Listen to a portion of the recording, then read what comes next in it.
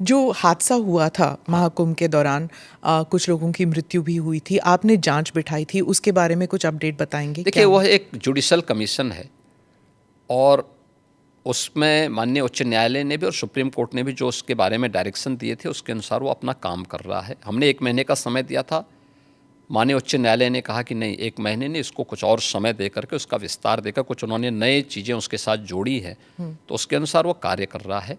और उन सभी तथ्यों को लेकर के जो राज्य सरकार ने उसके लिए तय किए थे और माननीय न्यायालय ने जो उसके बारे में उसका थोड़ा विस्तार दिया है, इसको लेकर के वो अपना कार्य कर रहे हैं। उसमें सभी पक्षों से वो बातचीत भी कर रहे हैं, बयान ले रहे हैं, साक्ष्य कलेक्ट कर रहे हैं और फिर उसके बाद जो भी फाइंडिंग आएगी तो उसकी रिपोर्ट वे लोग देंगे, तो फिर इस पर हम लोग आगे कार्रवाई करेंगे। ममता बनर्जी ने कहा कि प्रबंध सही नहीं थे, उन्होंने मृत्यु कुंभ कहा। देखिए, इसके बारे में मैंने कहा ना, जिसकी जैसी दृष्टि होगी है। मैं कहता हूँ बंगाल के प्रतिदिन 13 जनवरी से लेकर के और 26 फरवरी तक 50,000 से 1 लाख श्रद्धालु पर डे वहाँ से आता था प्रयागराज में। और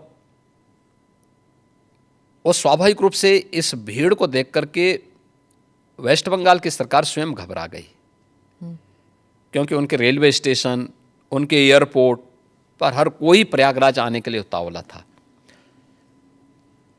लेकिन चाहे वह वेस्ट बंगाल की गवर्नमेंट ने, चाहे वह